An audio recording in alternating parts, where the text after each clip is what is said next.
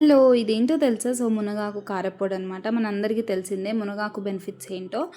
మంచి డయాబెటిక్ పేషెంట్స్‌కి చాలా హెల్ప్ అయితది. అండ్ కొలెస్ట్రాల్ లెవెల్స్ తగ్గిస్తది, డైజెషన్ ఇంప్రూవ్ చేస్తది, హార్ట్ హెల్త్‌కి మంచిది. ఇన్ని బెనిఫిట్స్ ఉన్న మునగాకు మన నేచర్‌లోనే దొరుకుతది. సో, ఎలా మిస్ చేసుకుంటాం అందుకని చెప్పి దీంతో అయితే మేము కారప్పొడి చేస్తున్నాము. సో, దీనికోసం అయితే మునగాకు, మెంతులు, శనగపప్పు, మినపప్పు, ధనియాలు అండ్ జీలకర్ర కావాలి.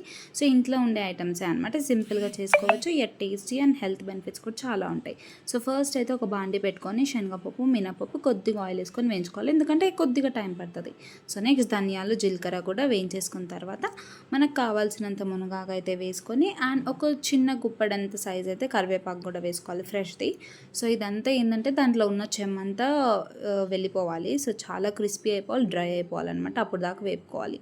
అండ్ నెక్స్ట్ అది పక్కకు తీసేసుకొని కొంచెం ఆయిల్ వేసుకొని అదే ప్యాన్లో కారంకి తగినంత ఎండుమిర్చి అండ్ కల్లుప్పు, ఇంగువ, వెల్లుల్లిపాయలు అయితే వేసుకొని ఇదంతా చల్లారినాక మనం మిక్సీ పట్టేసుకుంటే ఈజీగా కారప్పొడి అయితే రెడీ అయిపోతుంది. సో ఎవ్రీడే ఒక ఫస్ట్ ముద్ద ఈ కారప్పొడి నెయ్యి వేసుకొని తింటే చాలా అంటే చాలా మంచిది అండ్ టేస్టీ కూడా ఉంటుంది.